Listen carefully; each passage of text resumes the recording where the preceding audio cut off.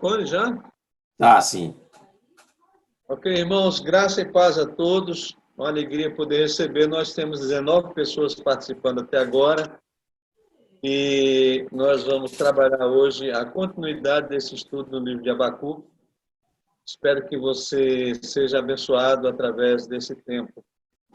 Não somente pelo fato de estudar a palavra, que é muito importante, é essencial, mas pelo fato de ver os irmãos. A gente está com tanta saudade deles. Então, eu vou orar e depois de orar, passo a palavra para o reverendo Romulo, que vai ministrar o estudo de hoje. Deus, nós te rendemos graças por esse novo dia.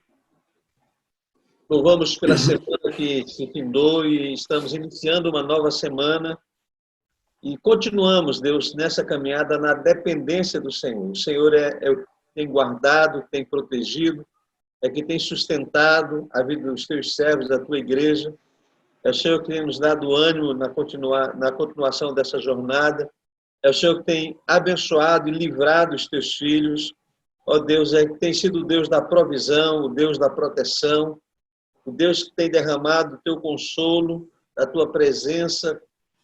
E nós te bendizemos, porque o Senhor tem visitado cada lar, e nós pedimos que o Senhor continue ministrando da tua bênção e graça, especialmente sobre os lares daqueles que têm se sentido isolados, sozinhos, não têm amizades, não têm amigos dentro de casa, mas que o Senhor console o coração de cada um deles, especialmente dos idosos, que eles sejam confortados e consolados pelo Senhor. Abençoa esta manhã, tempo que teremos juntos agora, esse estudo que receberemos, derrama a tua graça e unção na vida do reverendo Rômulo, e que esse tempo seja precioso para a tua igreja. Em nome de Jesus, amém. Amém. Muito bem, Rômulo. Irmãos, ok, muito obrigado. Irmãos, graça e a paz do Senhor Jesus. É uma alegria para nós podermos compartilhar a palavra de Deus nessa manhã. Continuamos com os nossos estudos, que oramos ao Senhor, que seja uma manhã de edificação para as nossas vidas, para a vida da Igreja do Senhor. Nós estamos estudando, nessa série de estudos especiais, o livro do Dr. Martin Lloyd-Jones, um estudo sobre o livro de Abacuque. O título do livro é Do Temor à Fé, vocês estão vendo aí na tela. Nós estamos seguindo o estudo desse livro para a nossa escola dominical. O primeiro estudo, o reverendo Daniel fez uma introdução, do panorama, do contexto histórico. Na semana passada, o presbítero Gleidson ministrou o segundo estudo, tratando do primeiro capítulo de Abacuque, dos versos 1 até o verso 11. E hoje nós estaremos no estudo 3, estaremos estudando os versículos de 12 a 17 do primeiro capítulo. O livro, ele trata essa parte do livro, esses versículos, como a perplexidade do profeta. Então, é isso que nós iremos tratar nesta manhã. Eu pedi licença ao presbítero Gleidson para usar os slides que ele fez a semana passada, primeiro porque eu achei bem interessante os slides que ele usou, e segundo, para a gente ter uma ideia de continuidade dos nossos estudos. Então, semana passada, o presbítero Gleidson mostrou um breve resumo que o reverendo Daniel já havia feito também, né? O propósito do livro de Abacuque é guiar, ajudar em direção à fé em Deus durante as provações que eles estavam vivendo, né? E aí nós temos a data mais ou menos de 605 a 600 a.C. O autor é o próprio profeta, do nome Abacuque, né? Que tem um significado aquele que abraça. E é interessante que a estrutura do livro de Abacuque é parecido com o que aconteceu com Jó, né? O profeta, ele questiona com Deus, ele conversa com Deus através da sua experiência, né? Que eles estavam vivendo. E aí,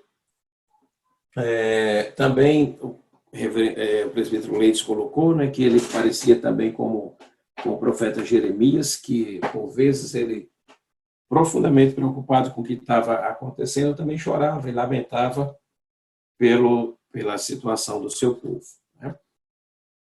Acrescentando algumas informações um pouquinho a mais, o profeta Abacuque ele também é conhecido como um profeta filósofo, porque a profecia dele, né, expressa a preocupação a respeito da maldade que estava espalhada em Jerusalém e Judá, e também a aparente falta de ação, de preocupação do Deus Yahvé para com o seu povo, né? Essa ideia ela é chamada na filosofia de teodiceia. Teodiceia é um termo derivado de uma obra de um filósofo chamado Leibniz, que justifica a existência de Deus a partir da discussão do problema do mal e da sua relação com a bondade de Deus, né? Ou seja, em palavras mais simples também, dita por um outro filósofo, né? A teodiceia é a resposta à pergunta de por que razão Deus permite o mal. Então, o livro de Abacuque vai tratar dessa questão diante das circunstâncias que o povo de Judá estava vivendo, né? Então, semana passada nós vimos a primeira parte desse capítulo 1, nos versos de 1 a 11. O presbítero Gleidson tratou da singularidade dos caminhos de Deus. E na segunda parte, hoje, os versículos de 12 a 17, completando aí o primeiro capítulo, nós vamos tratar da perplexidade do profeta. Vamos ao texto. O texto nos diz assim, os versos de 12 a 17. Não és tu desde a eternidade, ó Senhor meu Deus, ó meu santo? Não morreremos. Ó Senhor, para executar juízo puseste aquele povo. Tu, ó rocha, o fundaste para servir de disciplina. Tu és tão puro de olhos que não podes ver o mal e a opressão não podes contemplar. Por que, pois, toleras os que procedem perfidamente e te calas quando o perverso devora aquele que é mais justo do que ele? Por que fazes os homens como os peixes do mar, como os répteis, que não têm quem os governe? A todos levanta o inimigo com o anzol, pesca-os de arrastão e os ajunta na sua rede varredora. Por isso ele se alegra e se regozija.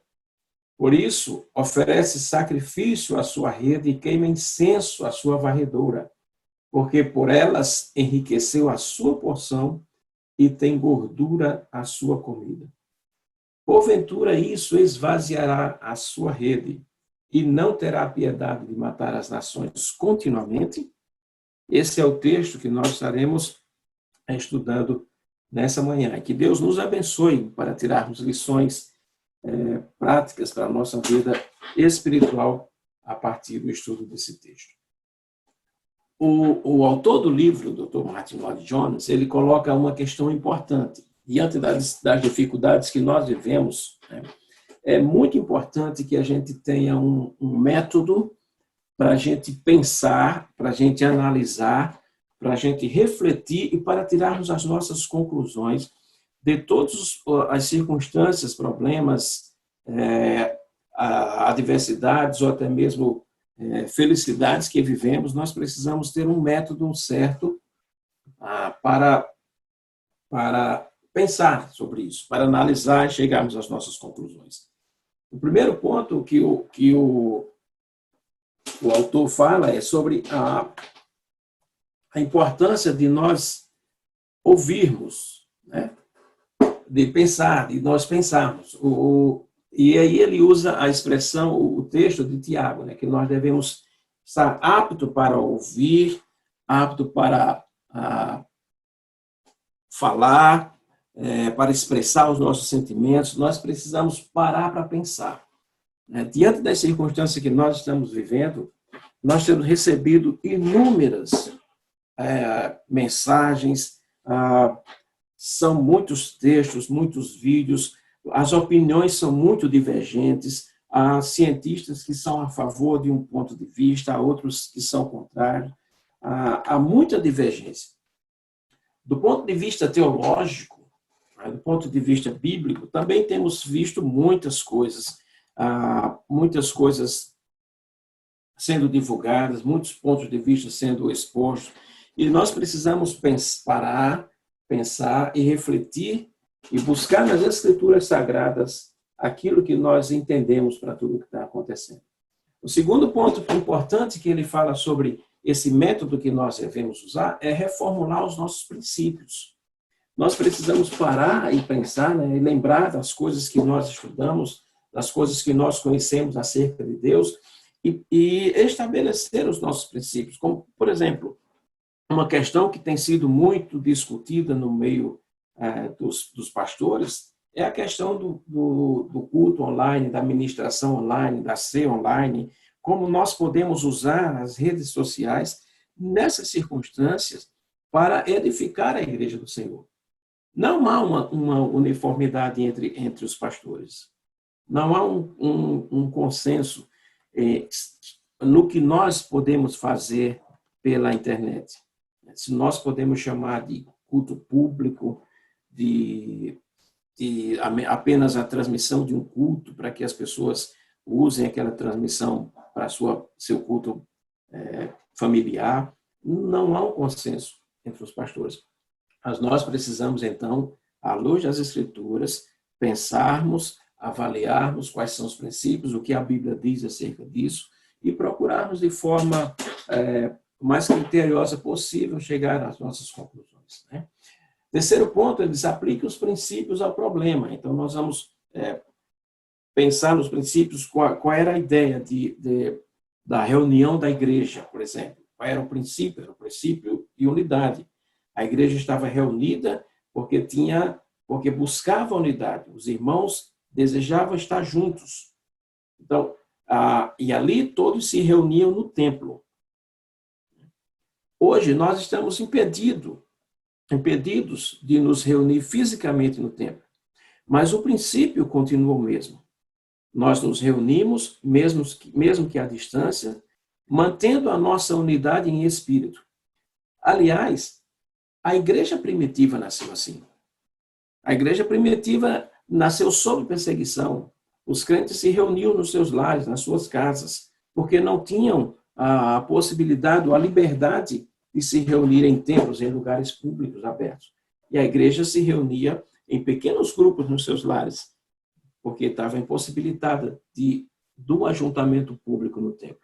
Então, o princípio da unidade nós mantemos, embora que à distância, usando as redes sociais, graças a Deus que hoje temos os recursos que os crentes do primeiro século não tinham, que a internet, nós podemos não somente ver os irmãos, podemos ouvir, né? E aí podemos compartilhar mais dessa unidade com os nossos irmãos.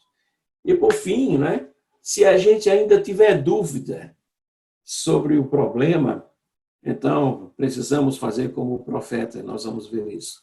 Entregar a Deus com fé que Ele vai nos dar uma resposta para tudo o que pensamos e buscamos uma solução.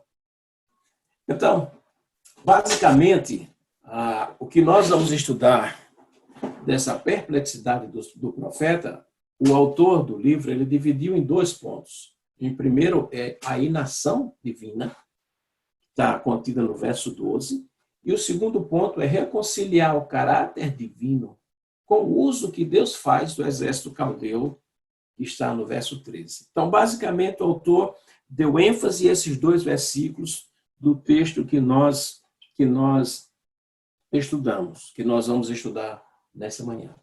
A semana passada nós vimos, na primeira parte do capítulo 1, a rapidez, a ferocidade, a altivez, como os caldeus investiram contra o povo de Deus.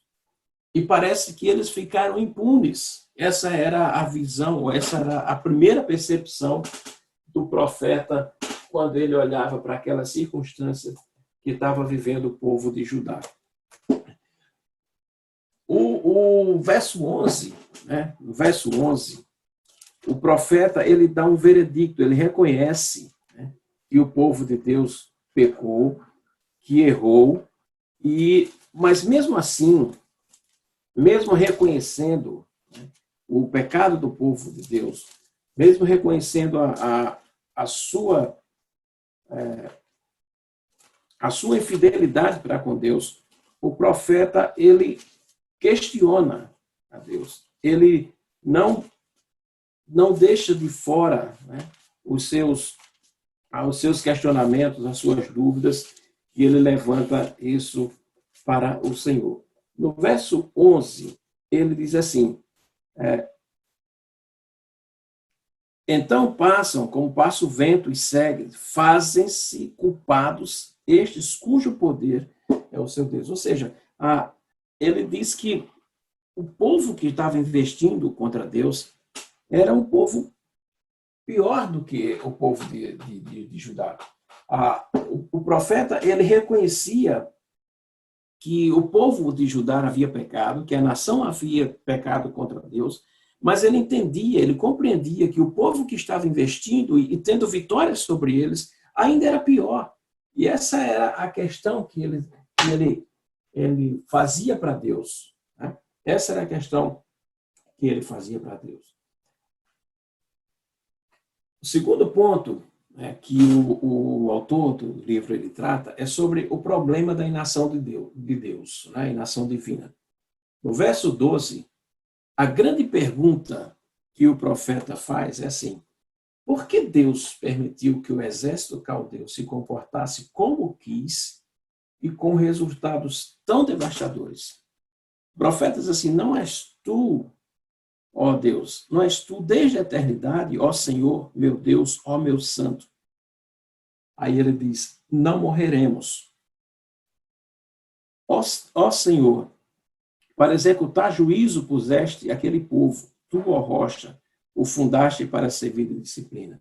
Então a grande pergunta do profeta é por que Deus permitiu que aquele povo investisse e saísse tão vencedor contra o povo de Judá? O que está em jogo aqui é uma aparente contradição entre a santidade de Deus e a sua soberania.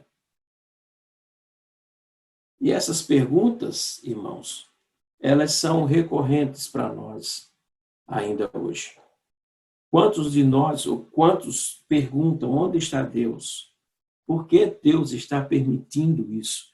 Por que Deus não dá um fim? Todos nós temos orado diariamente para Deus. Ó Pai, põe um fim nessa situação.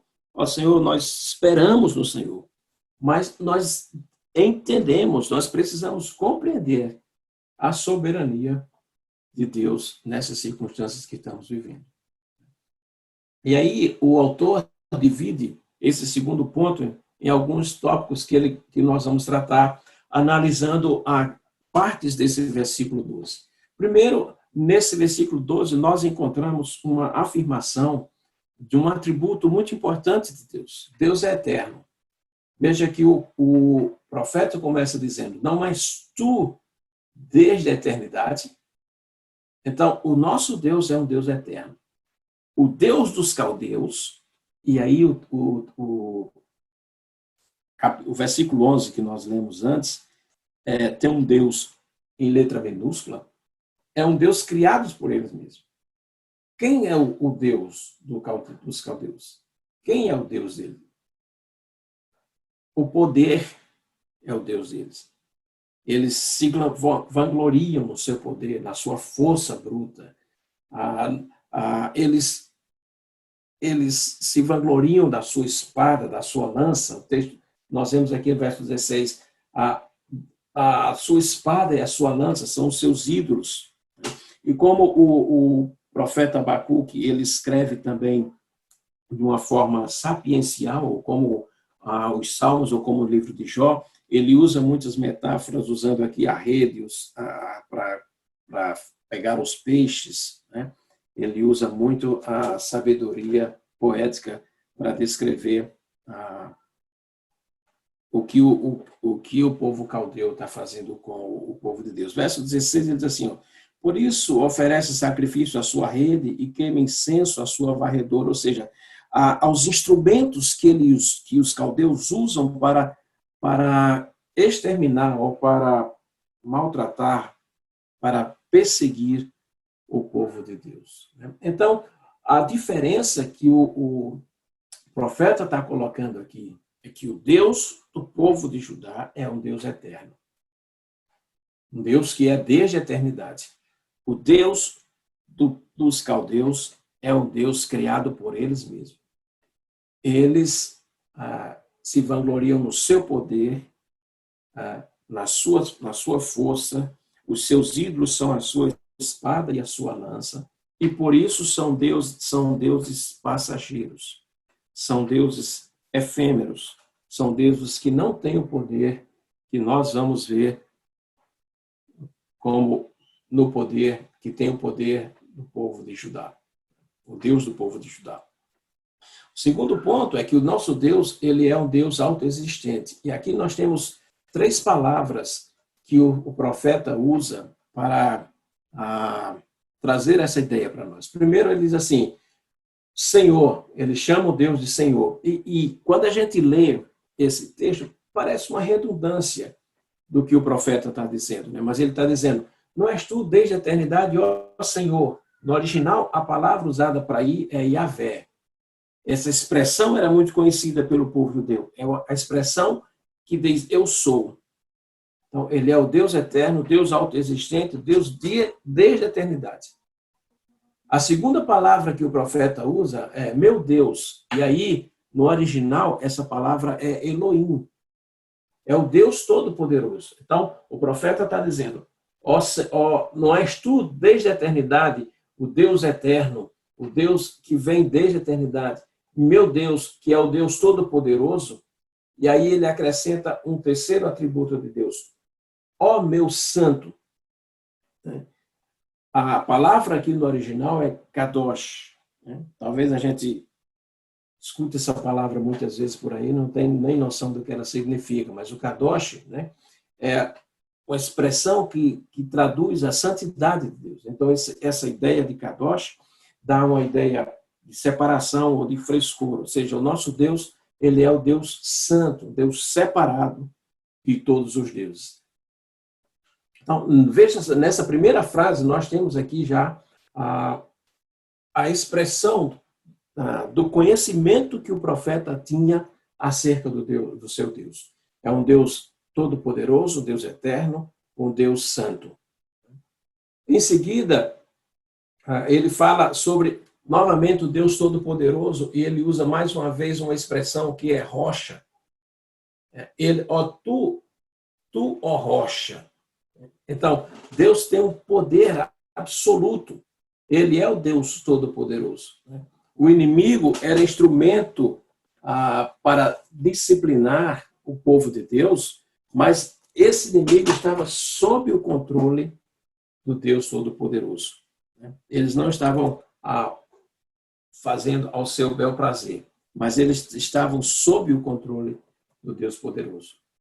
Nosso Deus, ele é a rocha, ele tem o poder absoluto.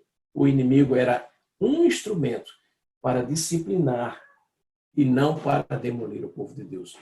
Por isso que o profeta expressa, veja, a segunda a afirmativa que ele tem nesse texto, não morreremos. Essa é um reconhecimento de que Deus é um Deus fiel.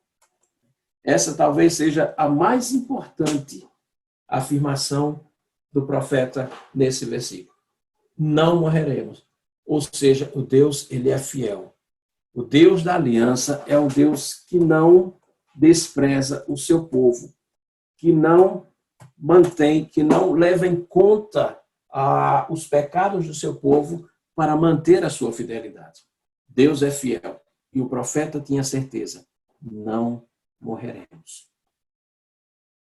O terceiro ponto que o autor do livro divide esse texto, né, ele nos coloca sobre a questão de reconciliar o caráter divino com o uso que Deus faz do exército caldeu. E aí ele usa basicamente o verso 3. E aí ele começa dizendo assim, tu és tão puro de olhos que não podes ver o mal, e a opressão não podes contemplar. Por que, pois, toleras os que procedem perfidamente e te calas quando o perverso devora aquele que é mais justo do que ele? Veja, nesse questionamento que Abacuque faz para Deus, ele coloca a santidade de Deus. Deus é tão puro que não pode contemplar o mal em nenhuma circunstância. Deus não tem nenhuma aproximação, Deus não tem nenhuma afinidade com o mal, são coisas completamente opostas.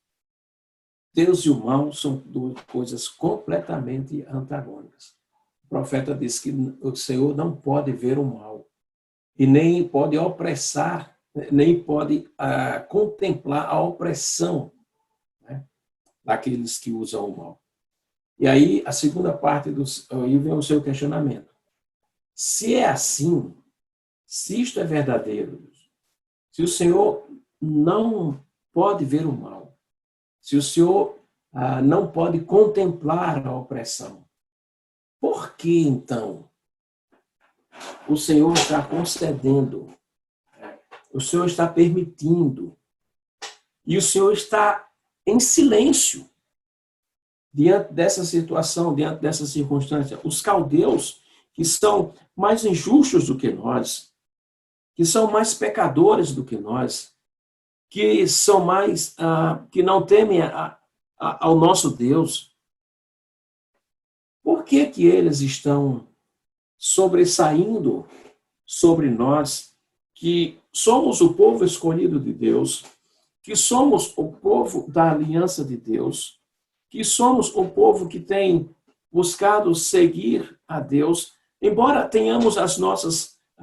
limitações, embora tenhamos nossas dificuldades, embora tenhamos pecado contra Deus, reconhecemos isso, mas por que homens que são muito mais pecadores do que nós, são muito mais desobedientes do que nós, não são tementes a Deus, porque esses homens têm prosperado sobre nós?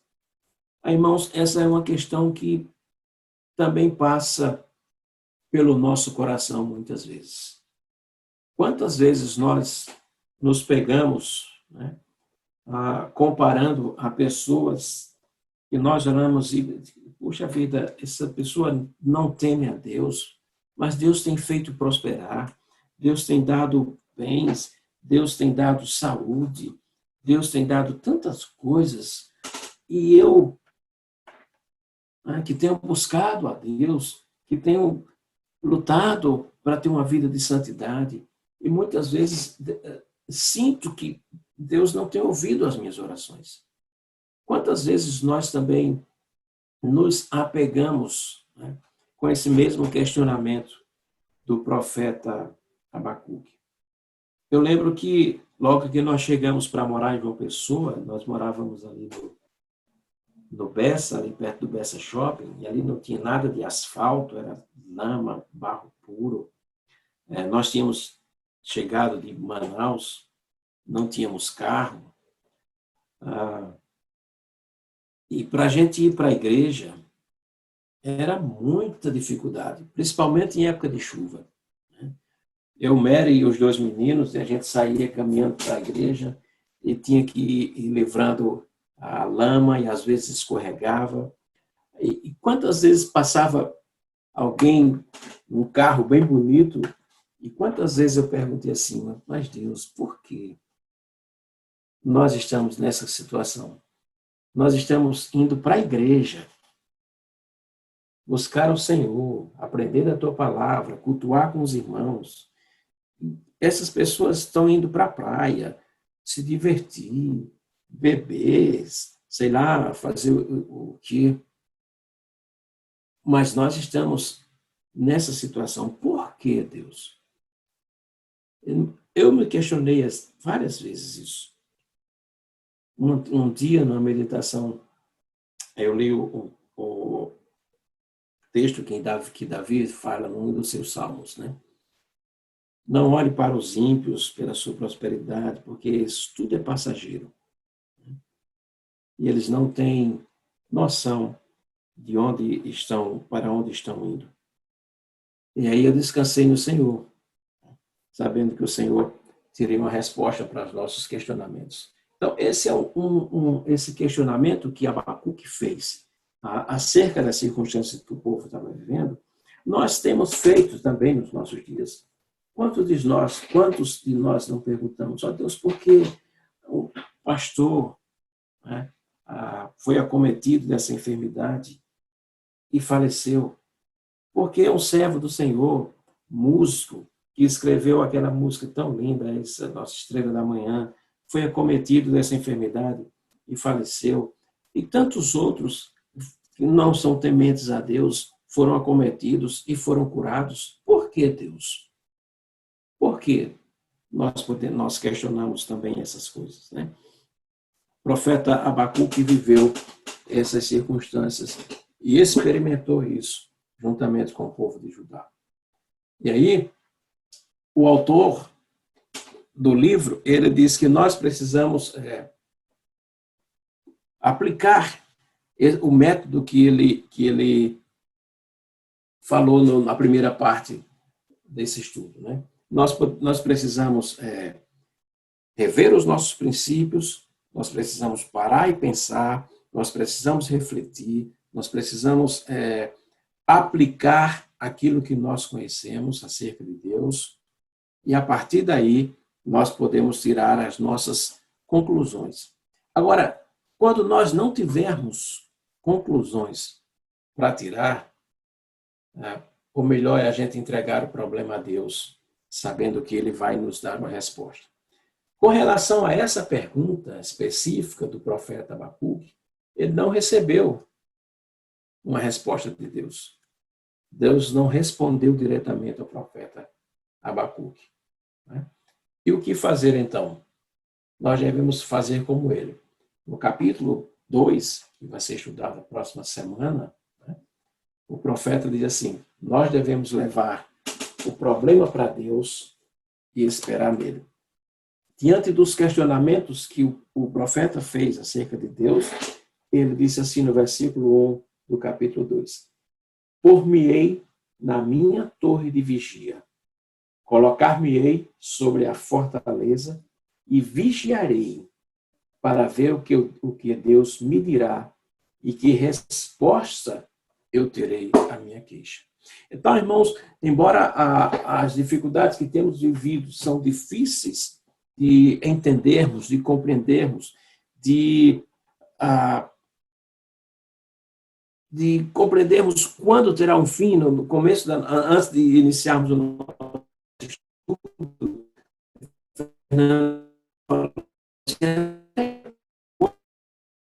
nós vamos ficar assim. Quanto isso vai se agravar, o quanto vai diminuir, nós não temos essas respostas. Temos que esperar, temos que colocar em Deus a nossa esperança e a nossa confiança e depender somente dele. E, como disse o profeta, colocar na torre de vigia, né? Colocar na colocarmos sobre a fortaleza, que é o Senhor, e vigiarmos para ver qual é a resposta que Deus nos dará.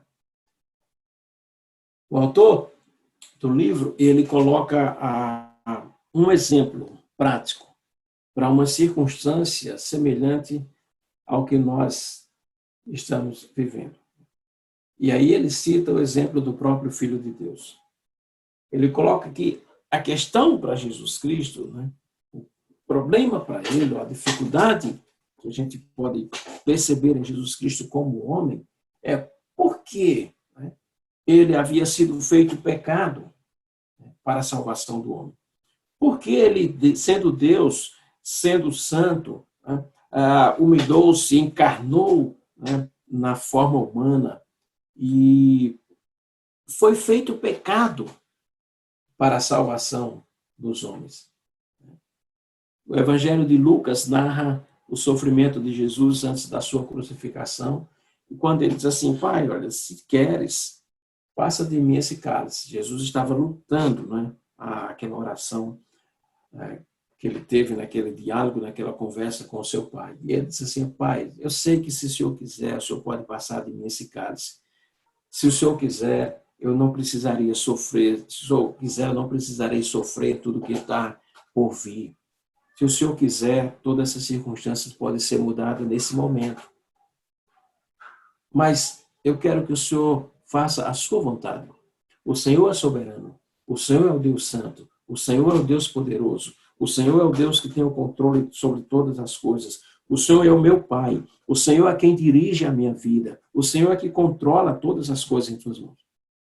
O Senhor é que detém toda a sabedoria, todo o poder. Por isso eu coloco a minha vida na tua mão, nas tuas mãos. Foi isso que o Senhor Jesus fez quando ele disse assim: faça a tua vontade, não faça a minha, faça a tua vontade. Qual seria a nossa vontade hoje, irmãos? Se pudéssemos ir para a igreja hoje à noite, cultuarmos todos juntos, abraçar os irmãos, essa seria a nossa vontade. Mas nós precisamos deixar isso com o Senhor. Deixar isso nas mãos do nosso Deus. Porque Ele vai nos dar a solução para todas essas circunstâncias que temos vivido. E entendo que essa circunstância que a Igreja do Senhor tem vivido, assim como o povo de Judá sofreu uma disciplina, sofreu uma instrução de Deus a partir da investida do povo inimigo contra eles. A Igreja do Senhor também tem muito a aprender com tudo isso que nós estamos vivendo. Eu tenho certeza que a Igreja do Senhor sairá mais fortalecida nessa circunstância. Por compreendermos mais firmemente a nossa necessidade da unidade como irmãos, como igreja, como membros do corpo de Cristo. A compreendermos de forma mais forte, mais veemente, como dependemos uns dos outros. Como nós compreenderemos a necessidade de buscar mais o nosso Deus, de depender do nosso Deus. Como nós compreendemos a soberania do nosso Deus. Um Deus que permite que alguns sejam infectados e curados, e enquanto permite que outros não sejam curados.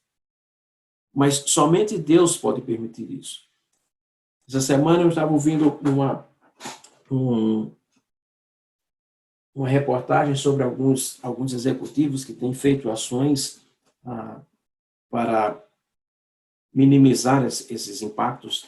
E um deles dizia assim, acho que era o presidente do Bradesco, disse, o dinheiro nesse momento não é o importante. Nós temos o dinheiro na mão, mas não podemos fazer muita coisa com ele. Ou não podemos dar uma solução para o problema que temos somente com ele. Ou seja, nós podemos perceber aí que até mesmo aqueles que estão investidos de poder, investidos de sucesso, dominando nas classes econômicas, até mesmo eles reconhecem que o poder, que o dinheiro não vai nos levar muito longe. Dependemos completamente do Senhor, nosso Deus. E no final dessa reportagem, um deles disse assim, se Deus quiser, nós vamos passar por isso. Eu achei aquilo muito interessante, porque Deus está usando essas circunstâncias para mostrar o seu poder, que Ele governa, que Ele é o Deus, que Ele está acima de todos os reis e todos os poderes, de tudo o que há. O nosso Deus é o nosso Deus, é o Deus Todo-Poderoso. Por isso, nós devemos colocar, entender que o profeta viveu essa circunstância. Ele percebia uma adversidade que não compreendia por que estava passando isso. Porque, afinal de contas, era o povo de Deus, o povo escolhido de Deus. E por que eles estavam sendo perseguidos, maltratados e quase que aniquilados por homens pagãos, por homens injustos, por homens muito mais pecadores e indignos do que eles. Mas o profeta usou essa circunstância, essa experiência, para entender que nós temos um Deus que é santo, um Deus que é todo-poderoso, um Deus que é eterno, um Deus que é soberano, um Deus que controla todas as coisas, um Deus que nem sempre, o seu tempo não é o nosso tempo. Um Deus que faz acontecer e faz existir as coisas a partir da sua palavra, a partir do seu poder. Esse é o Deus em quem nós cremos. E aí nós precisamos aprender com a experiência do profeta Abacuque a esperar no nosso Deus e entregar o problema em suas mãos e confiar como ele que o Senhor nos responderá. O Senhor nos responderá. Para terminar, gostaria de colocar essa mensagem acerca desse texto que nós lemos. A semelhança de Jó, Abacuque enfrentou honestamente o perturbador problema de por que Deus silencia quando o ímpio engole o homem que é mais justo do que ele. Jó também viveu nessas circunstâncias. E se nós lembramos da história de Jó, também haviam muitos comentários, muitas opiniões. Um amigo dizia que um problema era X, um outro amigo dizia que o problema era Y, não havia um acordo entre eles, muitos só acusavam Jó. Jó viveu também circunstâncias semelhantes a Abacuque. Mas Jó esperou tão somente no Senhor. Fez a mesma coisa que o profeta Abacuque. Confiou no seu Deus Todo-Poderoso, que tem todas as respostas para os nossos questionamentos. Então, diante dessa muito repetida pergunta, que Abacuque recebeu uma resposta que é extremamente válida. Deus continua sendo soberano.